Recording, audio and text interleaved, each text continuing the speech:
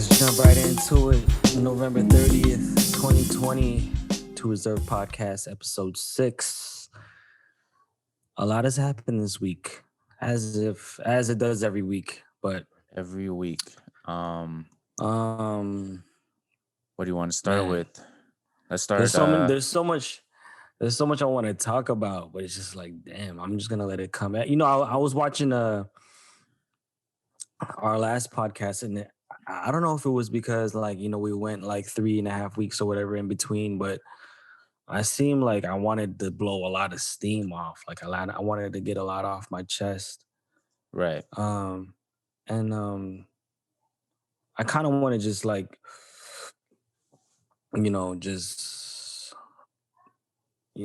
just you know, not. I need to find better ways to cope with all this.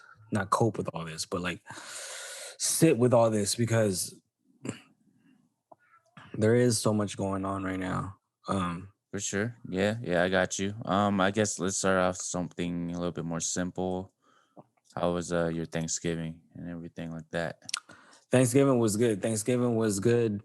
Um, I we definitely broke the rules though. I'll tell you that. I mean, All no, good. like they knocked the gatherings down to like 10. I think there was like 15 of us, but we had a good time, man. I seen a meme. It was a funny meme. It was a meme of it said something like normal people, and they all have like it said normal people, and then it had a picture of like everyone with their masks on around a turkey, and then it said conspiracy theorists, and it had everyone just having a jolly good time, no mask, like laughing and everything. And I thought Mm. that was funny because the rules that they implemented was like, yo, you got to have a mask on inside with family gatherings and all that stuff. Like they made it so specific in between meals, in between biting and drinking, and chewing and drinking. And to me, that's like overboard to me, you know. But teach their own, and whatever regulations and stuff they want to push out. But there was none of that at our Thanksgiving shindig. It was a lot of eating, it was a lot of drinking, a little bit of smoking, and a lot of dancing and singing. Like it was turned up. It took me a day and a half to recover from Thanksgiving. And I For don't usually sure. get like that, but I let myself get like that occasionally, And I thought Thanksgiving was a good occasion, so it was just with the fam and extended fam, and it was a good time, man. It was a really good time, a time to rejoice and bond and just let loose. That's what it was for me this year, unexpectedly. How was yours? Nice. It was chill, man. I was originally supposed to go like meet well, I already met my girl's family, but go do Thanksgiving with them, but they're a little bit more cautious about the COVID thing. They got, they Mm-hmm. got a big family. And I've been to their places kind of like smaller. So, and they got Mm, like a lot of like nieces, grandchildren and stuff. So right, they didn't want to like just compact whole bunch of people like that. So right. it was just me and my girl, and like we cooked a like whole Thanksgiving meal for just us two. So That's awesome. like like a fat fucking turkey, like stuffing, gravy, cranberry, ham, all that That's dope. shit, and we had just hella leftovers, and like we were about to kill it like in a couple days and stuff, but it was chill. Honestly, I just we we started Thanksgiving with so we watched all we're not done yet, but we started watching all the Star Wars movies, Uh but huh. not from when they were released, but from storyline wise chronologically. Oh wow. So like episode 1, that was the Right, one that right, came right. out in like 1999 and shit, and, That's and then dope. we That's a watched good those idea. 3, and then we just got done with the old the 3 was it like Return of the Jedi, Empire Strikes Back and Yeah, shit like that, the classics. So we just finished that, and we're about yeah, to start uh the new era, the ones that came out a couple years ago.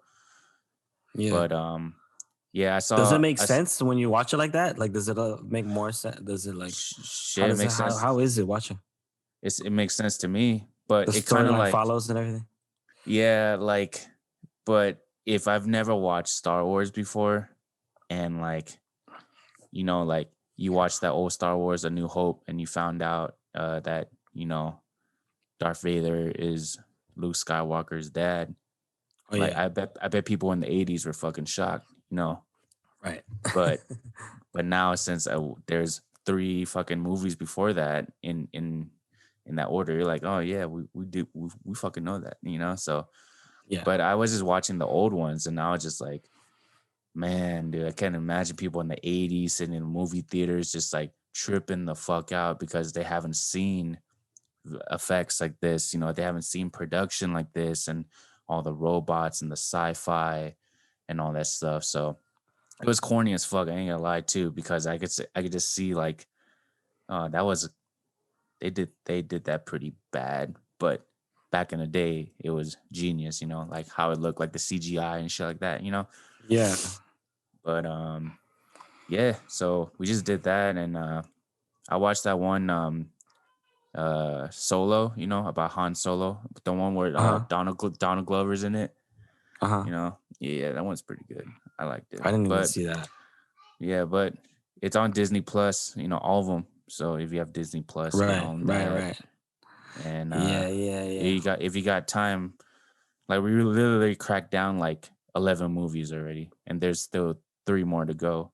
And Damn. we watched the show, The Mandalorian too, Yeah. which is like about like the bounty hunter or some shit like that.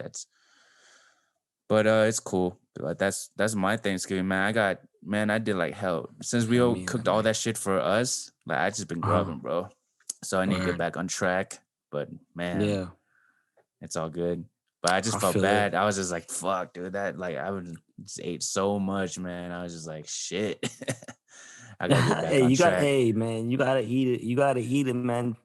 Now's the time, man. It's the holidays, and it's good food. You gotta be grateful. That's the way I'm looking at it. Um, Yeah. that's good, man. That's good. I've been munching on a lot of my girl made pumpkin crunch, and that shit is fire, bro. The crust got like crushed walnut. It's just I love pumpkin pie, so it's like she made this pumpkin crunch thing. It's like It's a to kind of die like for. Like I could eat like probably half. Like it's like in a casserole thing this big, yeah, yeah. and then Kind of like like a just cobbler, like a bruh, it's like I don't apple even, crumble and shit like that. Like how they do bruh, that shit. bruh, it's fire. And Shit, man. I'll eat so much that my stomach will ache.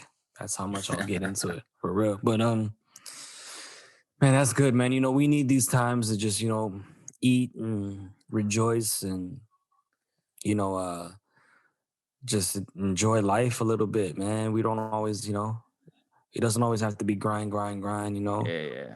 We have I to have that enjoyed it, balance. man. Yeah, I enjoyed it, man. Even though I knew that I Yeah, was just sitting there, just being gluttonous, whatever, man. But like, I I took in that moment, and be like, yeah, that's good. I'm just chilling, and just yeah. And don't then have to worry and about shit as then much just today or whatever, yeah, today and tomorrow. just yeah, man. Because there's a lot of weird stuff going on. I mean, not weird. It's just I don't even know what's weird anymore. What's normal anymore in 2020? I don't even know anymore, man. Like, man. But yeah, Thanksgiving was good. But I think it was like the day after Thanksgiving Black when Friday, was it Black Friday? What that day? that's the day after Thanksgiving. Oh Usually, yeah, it's yeah, Black Black Friday. Friday. I don't even know. I don't even know what was going on with that, man. Everyone is who is shopping? Who wants to shop? Like I think People everyone were was shopping, doing. man. People were waiting in line, man, because yo, man, you should see some of these crazy videos of people getting trying to get the PS5, man, like kids Mhm. running through the For mall real. like fucking like bulls, like the running of the bulls, man. They're sprinting, they're tripping over, For and there's only real. like four fucking PS5s available at the GameStop at the whatever Galleria Mall or some shit, and they're just fucking. Damn. It's kind of sad, dude, to watch that shit. In my opinion, it's just like, y'all, why don't you guys just wait a couple months? You got everybody will have a PS5 eventually. If you want it, Yeah. just Yeah, wait. Like, exactly. I'm not with but the hype, man. I'm not with the hype. shit. But Yeah. um, the Tyson fight was this week, right? Right. We watched the Tyson Tyson fight. fight was this week. Yo, man. So let's just start the main event and then go down to the other obvious result that's just super viral. But um, I think people had a lot of opinions about like if the fight was gonna suck. I thought Tyson looked as dangerous as ever. I thought he just kind of took it easy on Jones because they had an agreement not to like knock each other out because I felt like Tyson was just more body hunting. You know, he's hunting with a Yeah, body. I noticed that too. I noticed that too. I noticed a lot of or a few times where Tyson could have went for for the knockout, and he was just hitting the body. When he had him up against the ropes. But he looked really good for 54 years old. Shoot, he looked good for.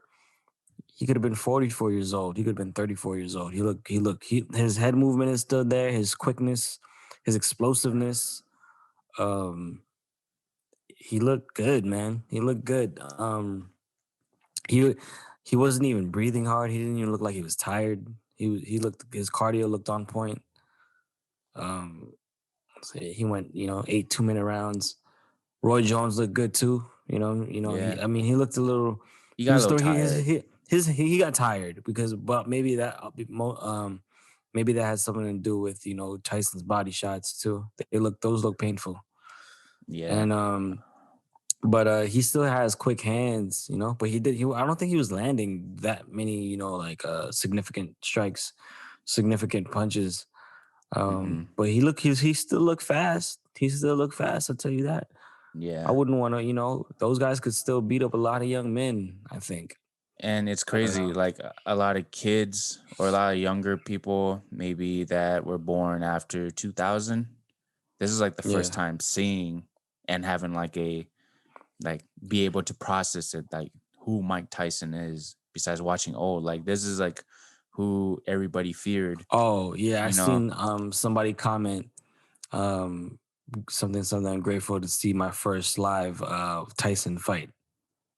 So he wasn't even alive when Tyson stopped fighting. He was probably 14 or 13 years old, boxing fan. yeah, like Because yeah. I was barely even like comprehending anything when Tyson was in his prime. Like, you Yeah. know, but I then remember watching, yeah. yeah, but I got exposed to Tyson, honestly, from the Holyfield thing when I was like Yeah. probably like eight, or I don't know, I forgot how old I was, but I was watching that show. I was like, oh shit, he bit his ear off. I I was like, remember that shit. vividly. I remember where I was at. I remember who I was with. I remember that fight on pay-per-view. But yeah, man. It's been a while since he fought and really fought like he wanted to. It was good to watch him, man. I was entertained. I'm not gonna lie. I was entertained. I was cool with it, man. Um, the production was good. It looked clean. I didn't know It what to was expect. awesome. I As didn't know a what to expect. as a person who like was in that industry and hopefully could get back into it, like staging and stuff and like building those things and like seeing all those things. I was like, damn, man, they made it pretty clean. You know, it was in the It looked Staples clean. Center. I Yeah, wish they had it in Vegas so a lot of like my peoples in the union could get work too, or myself. But bro. Yeah. that would have been sick. Yeah, it looked clean. I didn't like too many. Like the performances were too long for me, No, that's when I turn and on Star Wars, bro. and I then mute that shit and watch Star Wars. the performances were too long. They were too long for me. And what else did I? Oh, I thought they had too many commentators. They had four. They should have did at the most three. I Yeah. felt like they were talking over each other a lot. But other than those critiques, like everything looked pretty good. It looked pretty sharp. And well, let's talk about the obvious because I feel really bad for Nate Robinson, bro. Like I feel Yeah, really bad. I don't know why he even wanted to do that. Like I It don't even know wasn't why he put himself in that position. it wasn't even like it was like, oh my god. It was like I was just like I was like kind of like disgusted, dude, like watching that shit. I was like it was so sad, like just seeing that I happen was like, because why is he why I didn't even know he was on the card. But why is But he? Why was he even doing that? This is my question. Why? How did he find himself in that position in the first place? it's Like how that? because I don't know. Jake Paul, if people don't know who he is, and like if you're into YouTube, he's just like a YouTube personality, and he has a more of a spoiled brat type of persona, or that could be his real thing. Um, Him and his brother, and they're really prolific in that and stuff. Um, and like with every fight, whether boxing, MMA, you want to see the shit talker lose usually, the arrogant asshole, you want to see him Yeah, lose. But then when I just saw Nate just like lunge at him like that, I'm like, like it was like I was like, what is this shit? Like, because he didn't yeah. He have was asking any, to get knocked out. like, no game plan, not even like strategic, not anything defensive, like, just wait, just jab a little bit. Not saying I could do any better, but as a Like, person did he that's like, really think he could beat this dude? Like, he's been training his ass off for like 2 years. Like, and you uh, think you're just gonna jump in there and like beat this dude who's bigger than you, like a lot bigger than you? bigger than you, and and's been training way more frequently, and Yeah, has that's what I'm had saying. actually one fight versus Yeah. you who had nothing. And you're gonna be like, this is for the NBA. Like you're representing all Dude, basketball players, he and got knocked everybody out so bad. clowned him. Everybody clowned him. And I felt bad. Like Steph Curry was like, I guess Nate put on Twitter is like, I'm gonna shock the world, and then Steph Curry put, there's no lie in that one. Yeah, yeah, yeah, yeah. I was like, Man, what? yeah. This, Clowning listen, him. hey, but you know what? I feel bad, but at the same time, I'm like, how did you even put yourself in that position to get you like well, you was asking to get knocked out, Hey like for man, real, but they both of them got equal pay, 600K. So bro. But he was knocked out for a minute, bro. that could Like have he been was that out could have there. been death. That could have been death. That was Yeah. like that. That looked like when Marquez knocked out Pacquiao. Like not that flush of a right hand, but like Right. that shit like was a bad knockout, bro. Like Yeah. that was like Yeah. some that was like some Pacquiao Ricky Hatton shit, or like some some like Right. I said, man, that shit crazy, bro. But Like fucking I it wasn't like, I was gonna say like maybe like Canelo, Amir Khan, yeah, or dude, no, that wasn't that bad. That was bad. It was something like that though, it was something like that. It was like on those terms, like he was out before he hit the ground, you know. He was out but before he hit the ground. yeah. But here's another opinion I have about this whole thing, and maybe it's not like a popular opinion. It's like maybe these like Paul brothers, they might like bring boxing back to like this status of like being the sport like everybody used to Well, that's watch, what Mike because Tyson was saying. Even Tyson even yeah, said that. He said you guys got to give these YouTube guys some credit because they're bringing a lot of viewers back to the sport of boxing. They should have their own belt. A boxing YouTube. That Tyson said that after the fight. yeah, like, and it puts a lot of I guess like machismo on the line, because like imagine you're a rapper, you talk all this shit, you're this and that, gang, okay, fight this YouTuber, see what you could do, This and you now let's better really see win. what you're made of. But most rappers are not going to do that because they're not going to put their reputation on the line. Right. Dude, imagine, dude, I could see this, dude. This will make huge numbers. Jake Paul, Takashi 69, dude.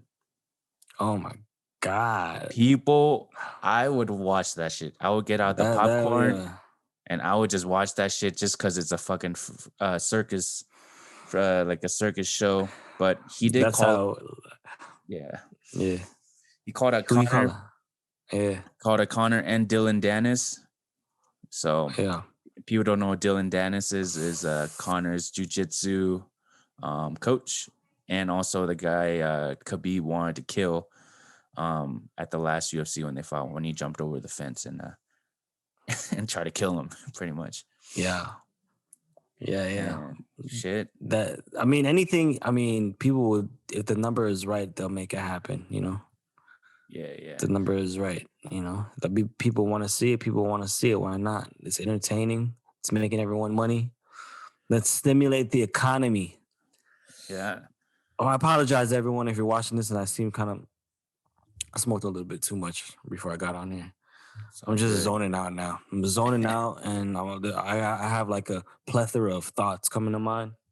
Yeah. I don't know what to speak next. At least you're not on Just that Joey Diaz podcast where he gives you like that fucking edible 200 milligram star death and you Death just Star. and his boy Lee I think Hsieh is just fucking dying, just like staring into the fucking air. eyes like low key rolling back type of shit. Like what the Yeah. fuck? He just laughing for no Gloss reason. glossed over. Well, yo, I mean, everyone's heard by now about that Utah monolith that they found. Those the wildlife people who were tracking Right. the sheep, the bighorn sheep, and then they found this monolith in the middle of a desert in like an undisclosed location, and it was like this thing that's like 12 feet tall, this metal beam, and it was like it was like they said it was in what do you call it engraved in the ground. It Right. was like in it. It was in it, but But it people was don't removed. know. But it was removed But yeah, already, right? it was removed, but they don't know who removed it. Did you hear about the news There's- today about the monolith? What? Let me show you right here. Check it out. It came out today. Oh, I didn't Here. know there was news. Boom. New one in Romania fuels alien buzz of heels of Utah discovery. So they found another monolith in Romania today. Similar. See Get that shit? out. Yo, like this is the one in Utah. Looks cleaner. This is the one in Romania. This one looks like more man-made. This one looks What is super that? Oh, clean. Yeah, this like has that like one is like squigglies on it, like kind of like it's welded, but you don't know. But it's in Romania. Well, it says spotted last week at this fucking place, which is weird. that's crazy. Um, so it's like, Interesting. yo, There was an artist. There was an artist that like did something like that. He passed away though, but it was like more shiny. It wasn't like that. Looked like more matte, so like matte, like a matted metal. Like there right. was this artist who made this like kind of like those pieces like that. But I don't know if he, what do you call it? Engraved them in the ground. Like Mm. it was in it. Like how do you put?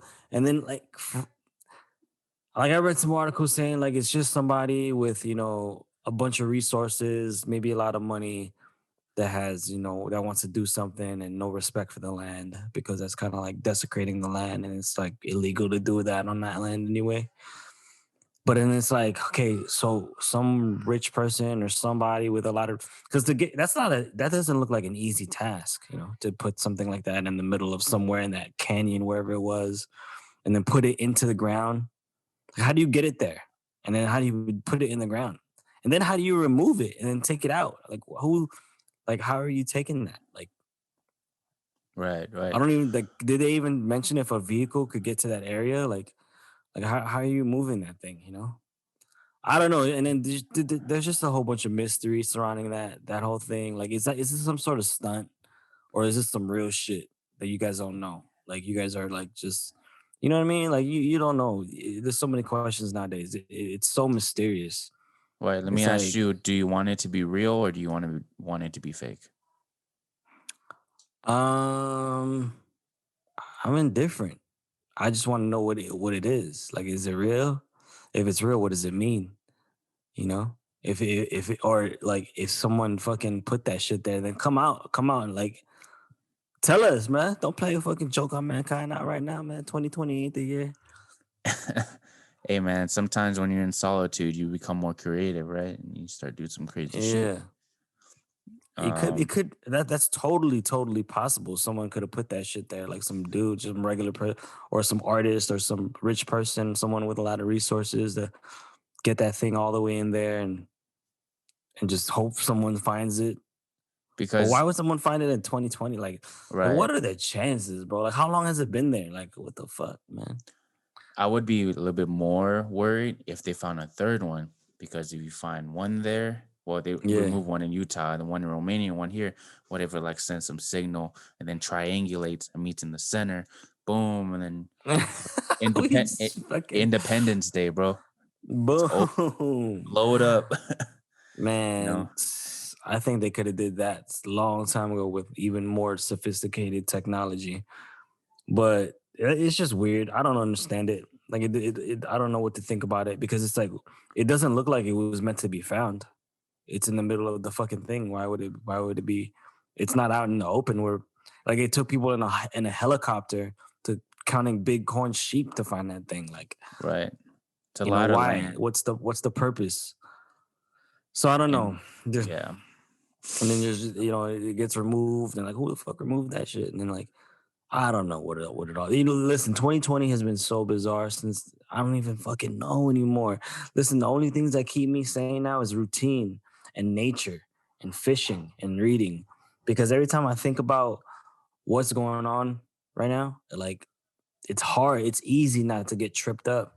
It's easy not to it's easy not to fall, have these feelings of fuck, like of worry, of like because it's all it is that's out there, man. Honestly, like I don't even fucking I haven't worked since March, bro. I don't even know what the fucking I need to fucking get I need some income, and yes, I'm sir. like over here, making my own projects, working on my own things, and I'm really trying to like make some things happen, but it's like at the same time it's like, yo, what the fuck is going on? How is Vegas gonna go on like this? The I don't even know what to call this dude, but this dude who's former CEO of Zappos, and I forgive me, I'm gonna mispronounce his last name, but I'm gonna call him Tony. Former CEO of Zappos. This guy, Zappos headquarters were in downtown Las Vegas, and in 2008, after the economy crashed, and downtown Las Vegas was like a ghost town. It was not a good place to be. There's a lot of homeless, a lot of crime, a lot of sketchy stuff. This dude Tony, um, CEO of Zappos at the time, invested like hundreds of millions of dollars into businesses, into people, into projects that fast forward 12 years later has made downtown into like a booming place that has its own arts district. It has a lot of different things going, a lot of good businesses. I heard he was even investing in like the on like the University Avenue, like down Maryland, where the university was at. Like more condos, more businesses, because that place was kind of shady too. Like it was kind of sketchy in that area, still is kind of, but he was doing a lot of good things, and I seen him around, and he was such a normal dude. Like I remember, and you were there when we went to the Killer's secret show at the Bunkhouse Saloon. Um, Hmm. the Killers opened up T-Mobile Arena, and then did a secret show at this place called the Bunkhouse Saloon downtown for like $10. The Killers and Zappos was there, and they were giving away free White Castle burgers. Do you remember that? Yeah, They were yeah, I just remember handing out that. White Castle burgers, and Tony was there, and they were just like, and I've seen Tony a couple times around, like, just between living downtown and I used to bartend all the Zappo events, like on property and off property for Zappos, and I would see him at the events, and he looked like just such a regular dude, man. You would never ever guess that he is like a tech damn near billionaire and entrepreneur and investor, and um, he just looked, and if you looked at his friends looked totally normal too. No big wigs around him, no like overly glamorous people, just super regular, down to earth people. You would never see them apart from anyone. But this dude was like he was for the people. Like he was really, really, truly for the people. And all the stories you hear about this dude from the owners and the people in the community in downtown say says he was just about the people. And I seen even Tony Robbins send out a message the other day. He's talking about every time he did like a conference here in Vegas, Tony, would speak on behalf of like the Vegas culture, and Tony Robbins said he's never seen a work environment or a company with a culture like Zappos. And I know, and I know a few people that work there, and it's like the best company. And I would just be witnessing what they do for their employees, like because like I said, I bartended the events for employees as well. And I'm like, man, like this company seems so awesome to work for. And he just wants to keep people happy, and he wanted to keep people happy and like while working and be creative and feel free and it was just like his vision is different was very, very different than a lot of people, a lot of these other CEOs and managers and entrepreneurs vision. It was more about like less about him and more about the people. It was what I noticed. And it was just about keeping people happy and being creative and productive, but at the same time, like he wanted people to be happy doing it. And just to see like if anyone comes to Vegas or if you live in Vegas and you've been to downtown Las Vegas, and you have to know that a lot of that is because of Tony, and a lot of that, the Container Park, all these bars and pubs, the Arts District, Life is Beautiful Festival.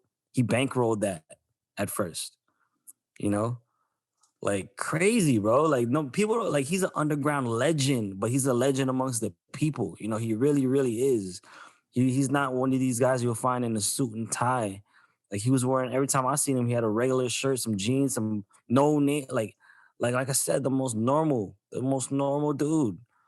And he unfortunately passed away a few days ago due to injuries of a house fire in Connecticut. He was visiting some family. And when I heard that news, at first they didn't tell us what had happened. I thought, he retired from Zappos in August. He retired as CEO of Zappos in August. I assumed maybe he was sick. He was only 46 years old. And then the news came out that he had died from injuries from a house fire. All I could think to myself was like, what? Like, what are the fucking chances, man? And I kind of like go back and forth with this in my head, like, what good can come from this? A year like 2020, where a guy like a guy like Tony, he could have did so much more for the community, for Vegas, for people, like so much more. For 46 years old, he wasn't even sick, bro. It was an unfortunate event.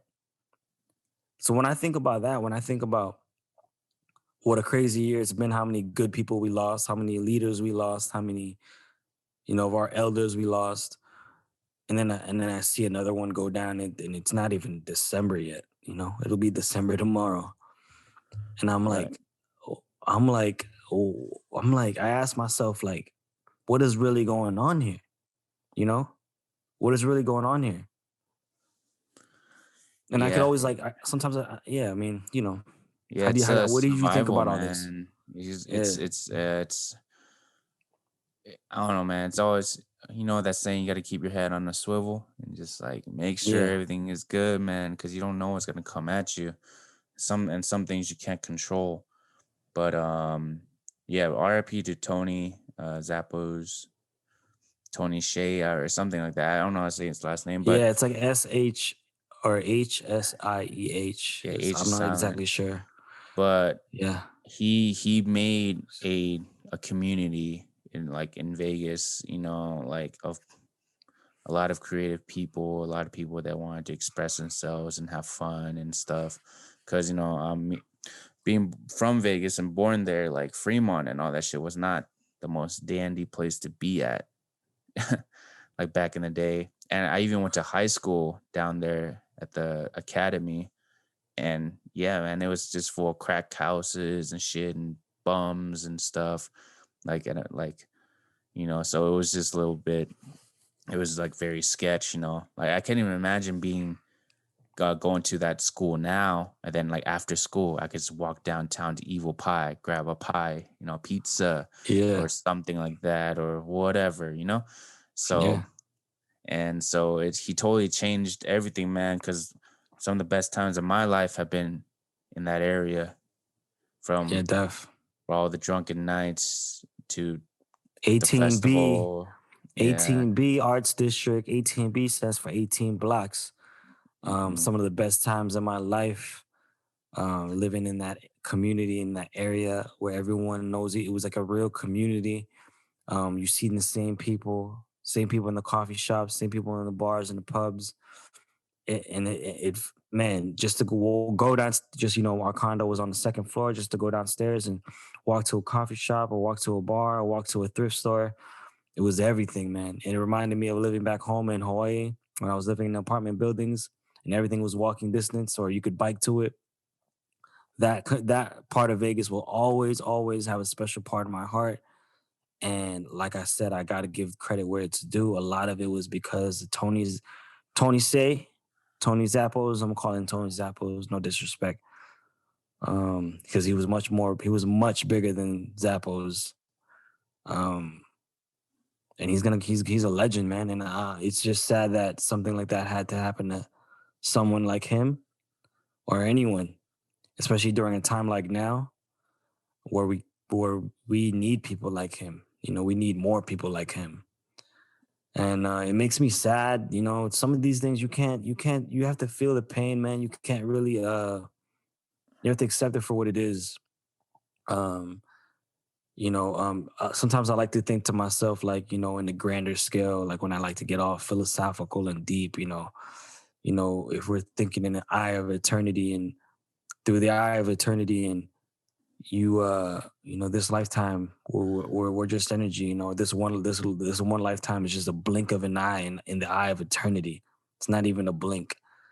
So he will transcend and he will transition and he will carry on, and his great spirit will carry on to do other good things in the universe. Maybe his job here on earth was done.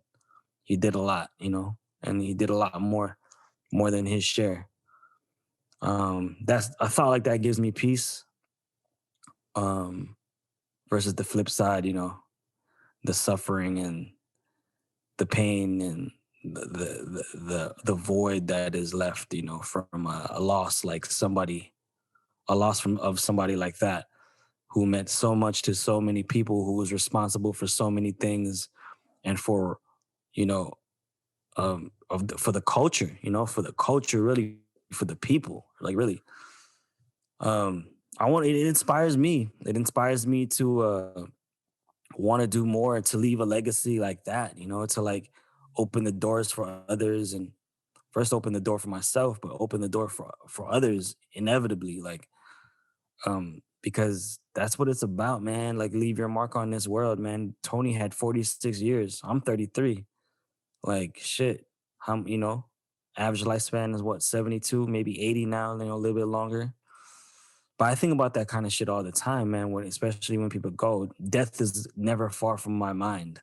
I try to think about it every day because it inspires me to live. It inspires me to live and give all that I can, empty it out, empty the tank, because shit, you know, fucking we this is it, man. So I try to balance with that. My balance with living now and remembering death, because then that's the light and the dark, because and I teeter on that. I teeter on the balance on that, because it's put for me, it helps put everything in perspective, like what the fuck we're doing, what am I doing with my days, what really matters, um what can I do, what problems won't be here tomorrow or next week or next month. Staying patient and just persevering, because I'm not dead yet, so we can always keep going no matter what. If you're not if you're not as long as you're breathing, you can always keep going, man. That's no matter what the situation is. That's why I always try to be grateful for no matter what is happening, even though it's been a crazy year, for myself including. It's been life changing, like eye opening. um it shook a lot of us up. So, but when I put things in a long-term perspective, i try to I try to be like, you know what, this too shall pass. As cliche as that is, in the term of a lifespan, just even one lifetime, like, this is gonna pass. Just take it for what it is, and enjoy it at the most. Don't suffer. Don't like dwell in the suffering. Do not dwell in the suffering. You can transcend it.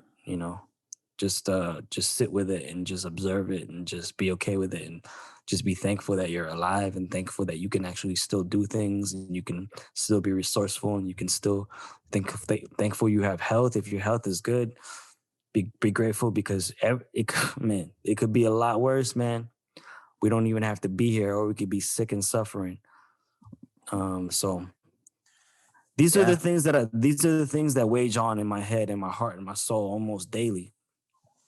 And this is why routine brings me back. Like, I have to like make sure I'm exercising. I have to make sure I'm reading, I'm praying, I'm meditating. I have to make sure because these are the things. If not, the darkness is gonna suck me in. And I know it. My oh yeah, I personality and who feel I am, I, the darkness will suck me in, and to help me keep afloat, I have to do those things. yeah, darkness comes You in feel me? many ways, man, for sure. I feel you. Yeah. Um yeah, it's just it's a part of life that we just get older, and it's weird that, this thought process of, accepting death, but don't fear it. It's like Yeah. it's just gonna be like, well, let's get to it, like, and let's Yeah, let's let's do it, live. because when I was younger, shit, I didn't give a fuck, and it was like, Yeah, we don't think about these things. I never did either. We just living. We're just living. yeah, and but back in when, like, we were younger, we're just more like oblivious to it. It's like kind of like, Yeah. man, I gotta get my tips, blah blah blah, or I gotta go to Yeah. school, or I saw this chick and I gotta get at it, Yeah, whatever, what's happening stuff. with so and so, or little things, Yeah. petty things like So it's you don't never see the big picture of it, until times like this where we are, like, pretty much isolated because we are in the fear of death, the fear of COVID. Fucking, it could come like anytime, anyway, with this thing. So, um, but yeah, it's like we've I already said, lost a you lot of people. Not even lost to a lot of just people. COVID, by tragedy and by through violence, through tragedy, through sickness and it's hard like yeah, man. That's why I'm like like let's keep the spirits up, but at the same time it's like I mourn, man. I mourn for all of that cuz I feel it too. I feel it too. I feel I see the suffering and I see what people are going through and I see the loss and I'm just like, I just got to stay I got to stay grounded, man. I got to stay faithful and I got to stay grateful because when I look around, I'm blessed most of the time. I know a lot of people that are going through it. Yeah, so a lot of people are going through it. So we got to keep our heads on, man, and do whatever it is. Do whatever you have to do to keep afloat, even if the money is not coming, even if the opportunity ain't knocking, even if like you don't even know what's gonna happen next week or next month. Like every single day, you have to do what you got to do to keep afloat, so you don't drown in the despair and the sorrow. Man, that's real. Like I don't know how to, if you're doing well out there and you don't have to worry about shit, then more power to you. But if you have a lot to worry about and you have a lot on your plate and you don't know what's gonna happen next month or in 2 months or next week even, do whatever you got to do every single day to stay afloat it's different for everyone, but like I said, for me it's journaling, it's writing, it's meditating, it's praying, it's exercising, it's unplugging from technology, it's getting out into nature, whatever, like our minds, man, like a lot of our reality is our perspective. So it's like if you're suffering in your mind and your head and you're going at war with yourself every day and you're in and you're out, like you got to find a way to balance that out. You got to find a way, even if it's just sitting in a room or even if it's going for a run. You got to find a way to pull yourself out of that tug of war that's going on in your mind and your soul. And there's a lot of different ways to do it, like I just mentioned, and I use them all. But even then, like it's still sometimes at late at night, I'll smoke a J and I'll be like, I'll think, and I'll be like, man, the uncertainty can get to you, the uncertainty, where's the money coming? Is the money coming? What am I gonna do? Like, what's good? Is the case is right? Like, there's a lot of questions, man. There's a lot of questions, and we ain't got nothing but time right now. So it's like, what we gonna do? We gotta stay busy, man. Idle hands, man, is the devil's work. It's the devil's playground. It's idle hands. So that's why I've been trying to stay creative, and I have a few things to look forward to before the year ends. But you know, I'm trying to figure out a way to stay afloat, baby, and then thrive from there. Yeah. Yeah. For real, for real. I think so I'm gonna start like a different a new project soon where it's just like so I'm gonna do this thing where I kind of like document my like so I'm really like trying to like lose weight and stuff, but I'm gonna document it like That's dope.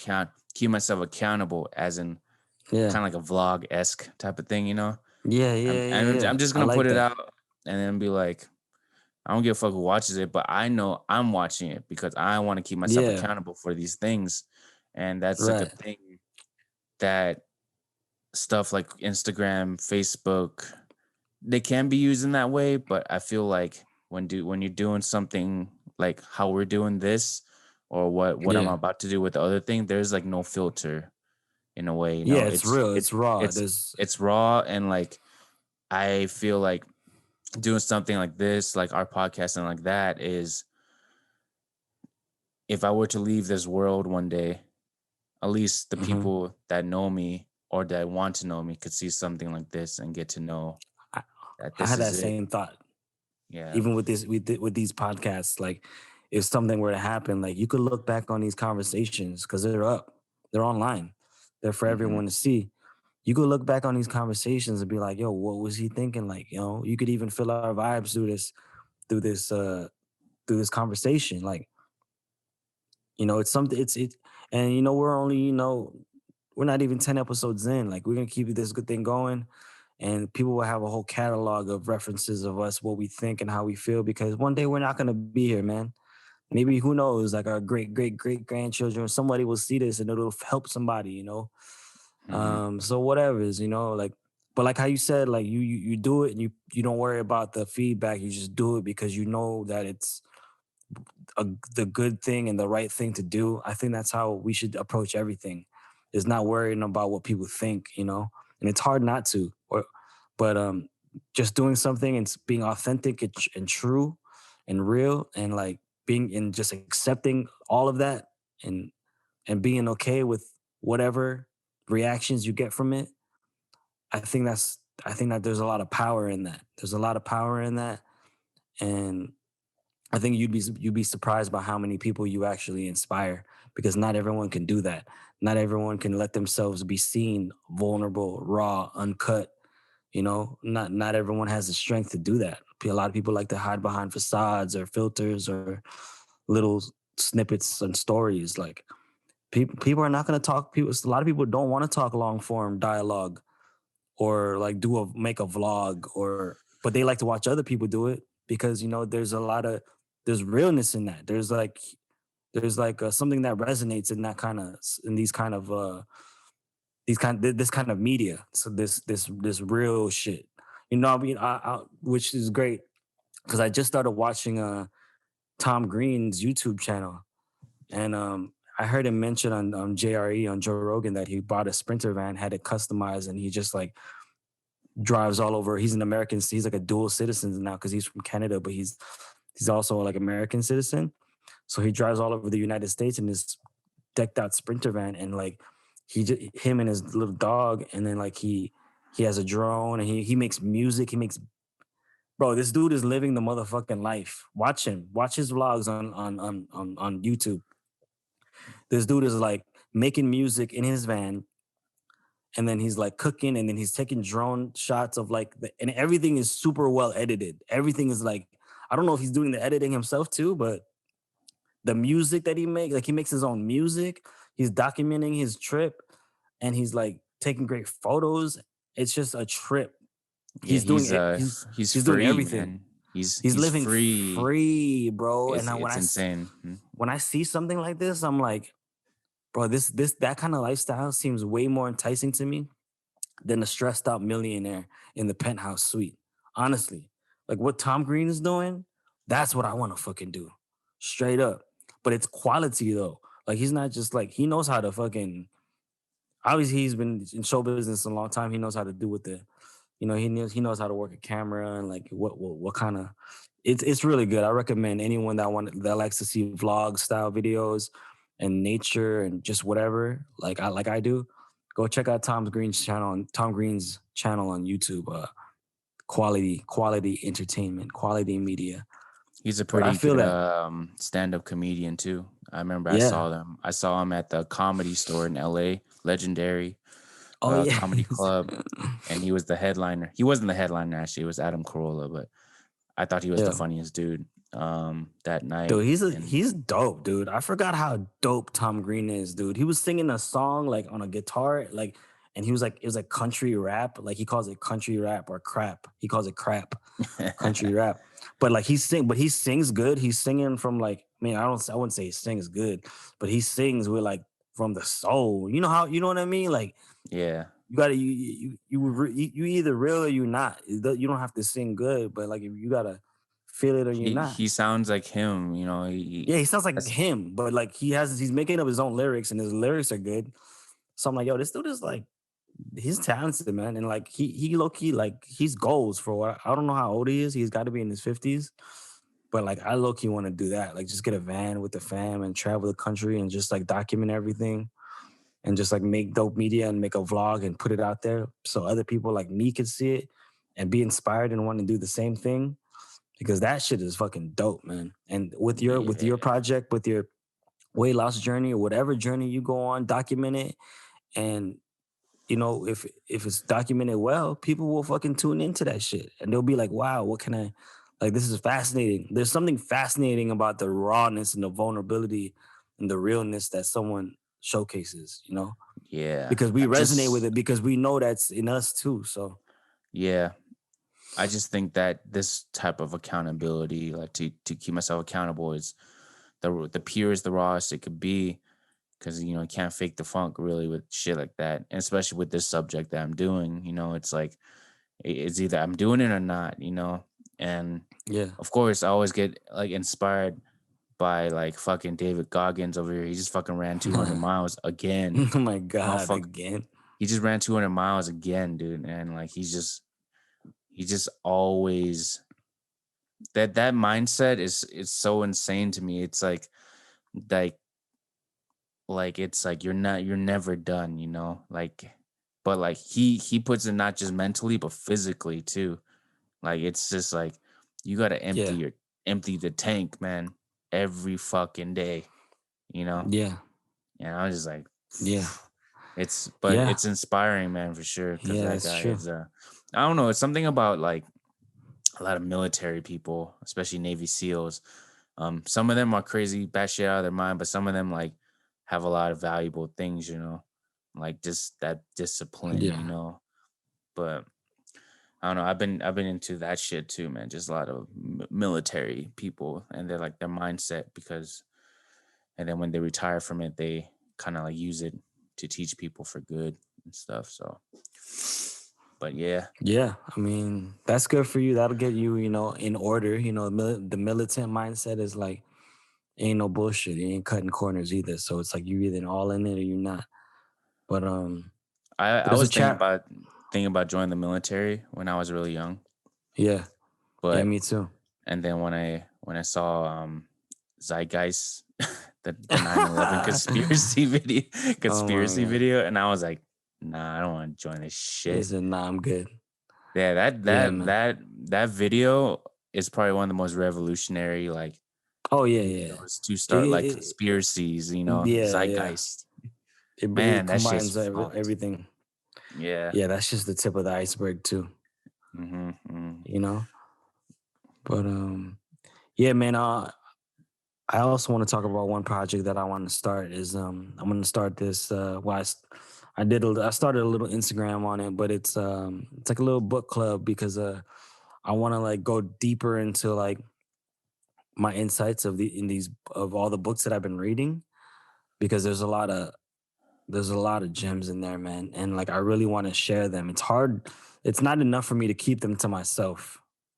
Like there's so much truth in these books that I've been reading. I want to expand on them, and I figure me expanding on them will help me understand them even more so by trying to share them with other people and teach them to other people. It brings another level of understanding. And I'm gonna start putting out long form videos. Maybe I'm gonna start out like maybe not that long, but 15 and 20 minutes of either chapters or even paraphrases of the books that I've read and am reading, and I'm just gonna talk about them, man, and share my insights and my ideas and how it relates to me and other people.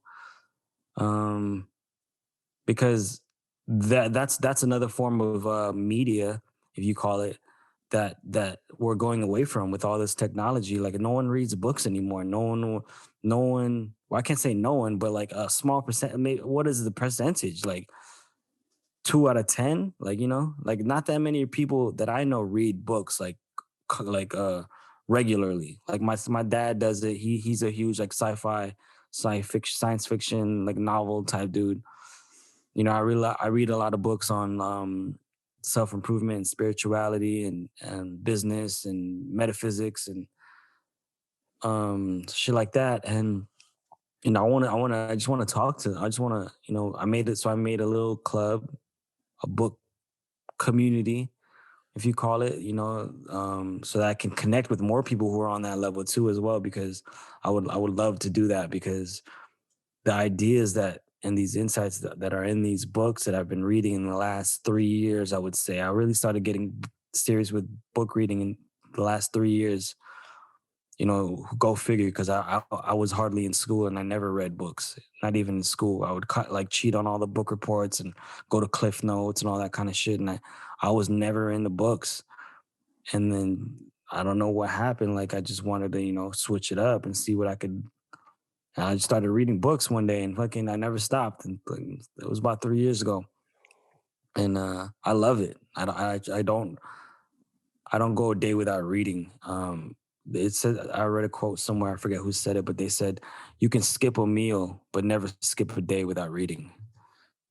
You could skip a day without eating, but never skip a day without reading. So I just put that in there with my routine, just like meditating in cold showers and it's just like brushing my teeth. I do these things every single day, and they help keep me afloat. They help me keep me afloat above all this bullshit that's trying to pull at me. Then And some of the those cold bullshit I have no showers, control man. over. Cold showers, dude. Like I can't do it like right now, man, because it's cold. like, No, but like you know the way to do it is you take your warm shower, right? You take your hot or warm shot. I don't do hot showers. I do warm showers. And then you gradually at the end of your shower, you gradually turn it cold. Like you do it like tap cold for like yeah, 30 seconds, and then you do it. And then you don't want to shock your system. You don't want to shock yourself. But the point is to get there to the cold because it's good for the white blood cells and the inflammation, and it's good to it's they got this thing called the flinch theory where it's like a lot of people are scared of cold water. It makes you flinch and hesitate. But if you can push past that and just get through the cold water, that's like building a muscle towards like shit that you're gonna hesitate on throughout the yeah. day as well. It's It's like just you yeah, push it's so past the flip. uncomfortable. It's so uncomfortable, It's And tough. It's not easy, yeah, but yeah, and I love it. At the end, you feel great. You feel like it's like you feel refreshed, right. like It's clean, like like cleaner. it's Like like the biggest shot of coffee you took, man, is in the morning. Because I used to yeah, do it it, wakes you up. but like I do it in the summer, Vegas heat, 115. I'm cold Yeah, showering, But then right here in yeah, Reno, yeah, it's 25 degrees right now. I'm like, fuck, I can't be. yeah. I, Fuck. I could Yeah, do, that I shit. could do it, like not be a bitch or whatever. But it's like it's so hard to like get in that because it's a undeniable truth. This water's cold. It's like it's gonna it's it's gonna cold. make you it's gonna make you feel uncomfortable, but that's the fucking training. That's the part of it. It's like it's not supposed to feel super good. You're supposed to push through it. You're supposed to breathe through it. It's a whole thing. It's like I love it because it's like I'm cold, but I'm like, okay, don't forget to breathe, because when you get cold, you get a shortness of breath and you tense up, but you want to breathe through that shit. When you can breathe through that shit, like through the cold ass water falling on you, it's like that translate that the way you adapt to that, it translates in other areas in your life.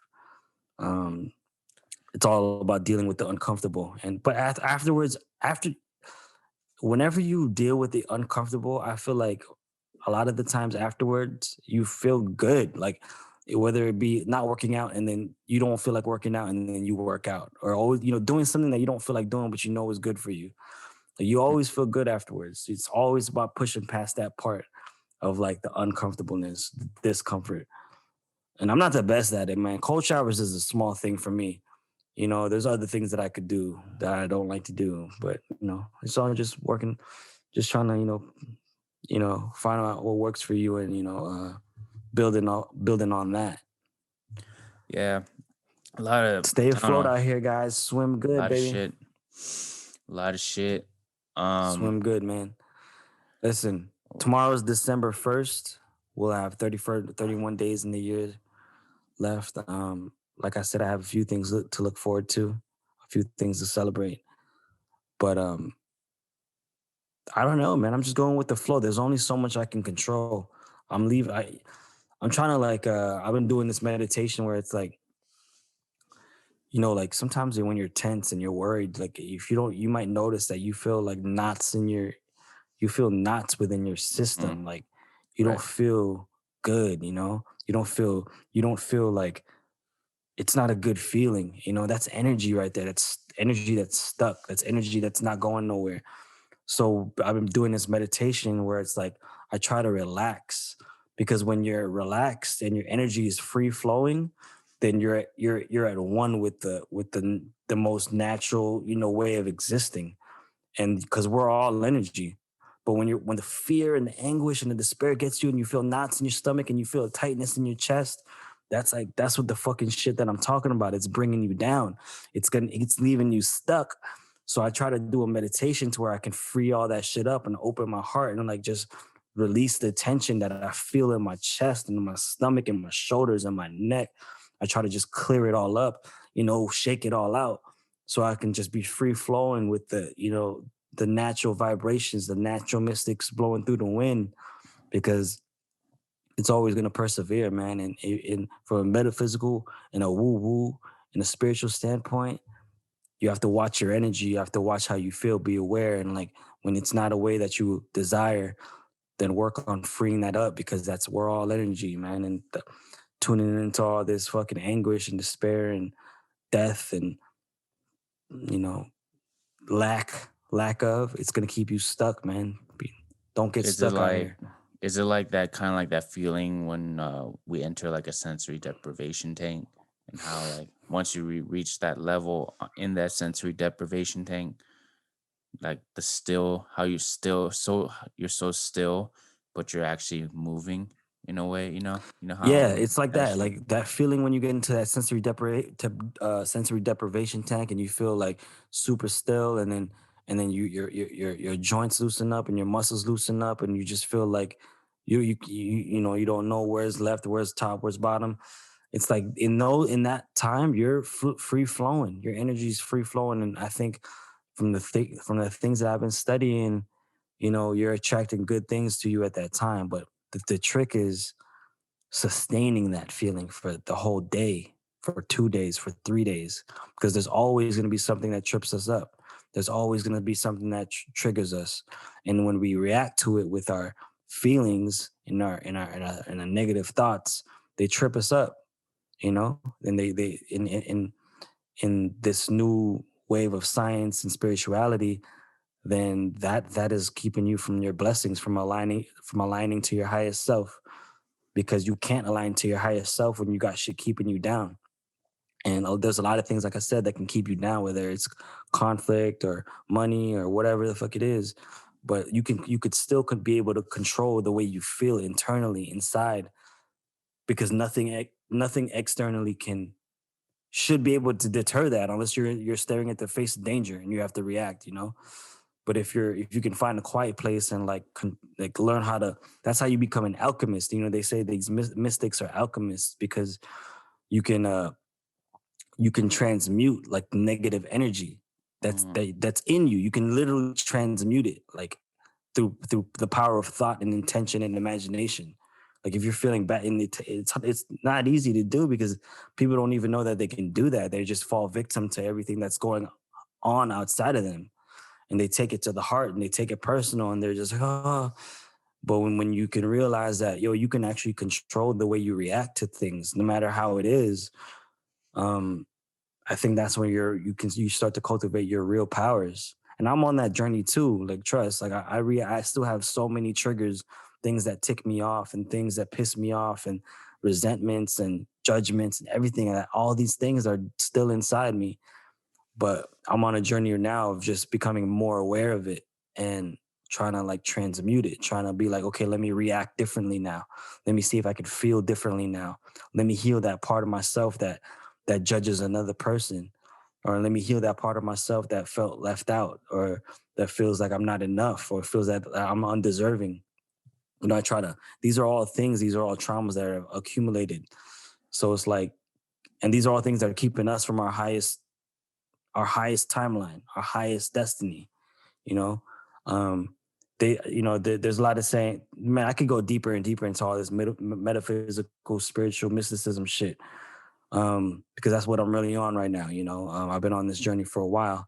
Uh, I'll talk about it more in another podcast because we're already like an hour and something into this, but these are the things that I've been studying. These are the books that I've been reading.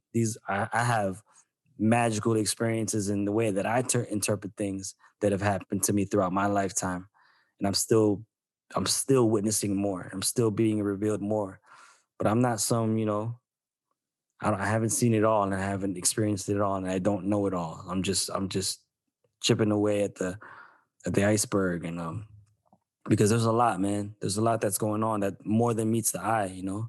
And I know you can vouch for some of that just from some of our psychedelic trips. There's a lot that's going on out here that is more than meets the eye. And when you can realize that, you won't take everything for face value. You know that there's reasons for these things, you know. And if you can find out the reasons, which most of it is because, not all of it, but I think most of it is because what's going on within us, it's a reflection of what's going on outside of us, because it's all one, as above, so below, you know. It's all energy, and it's so fucking woo woo that it's all energy, but it all fucking really is. That's why we're going through this collectively. Like we're all going through this shit together because it's a global thing, you know. So it's like it's important right now to like really harness your individual powers, man. Because we're powerful. We're powerful beings, way more than than we even know, than I even know. Trust. And I've been seeing a lot of it. I think that's the balance that I've been taking from lately. Because even Mike Tyson was saying, you know, I'm 54 years old and I never thought I would still have this power. He said, I think we're evolving as human beings. I think the lifespan of people is getting longer and there's more things that keep us alive and healthy. Um, Back in the day, a 54-year-old man was an old ass man close to death, you know? Now people is boxing in their 50s. So I think we are evolving as a species. I think there's still a lot more to be unlocked within us, within our potentials. I think we're a lot more capable than we believe to know. I think we're a lot more responsible for the outcomes of our lives than we were led to believe. I'm just trying to connect all the two because it's like I know a big chunk of me knows that how you feel majority of the time is what's going to happen on the outside of you. It's going to be your experiences with people. It's going to be your experiences in places. It's all a reflection. Not all of it is, because a lot of these things are out here to test you as well and to help you grow. Um, So you may have something that comes up there that's like, oh, like why did I? You might ask yourself, why did I attract this, or what did I do to deserve this? And it's only in your path to help you grow as long as you're doing what you're doing. That's why it's like you got to be okay with everything that's going on, because a lot of these things that's happening right now, it's testing us and it's helping us grow. It's awakening us. You know, it's painful. It's not easy. It's rough, but we can persevere through this somehow, some way. You know, as long as we're alive and healthy, we got to do this with grace, man. Yeah, that's right. But yeah, Oh bro. shit, that was good, man. I think we should Yeah, let's end it, wrap this up. wrap Uh, this up. Couple final it was a good thoughts. talk. It was a good talk. We talked about, all the things that happened in the last week. I'm sorry for everyone. If you're still watching this, the first half of this podcast, I was still like, zoning. A lot of things going through my mind. You know, after that, bleezy. But I'm glad I did get to talk about everything that I wanted to talk about. And yeah, it was good, man. How about you? It's good. It's good, man. You know, every day is a new day. Um, and we're just gonna get better. Not just us, but everybody around the world. We're gonna become better people if everything is done right.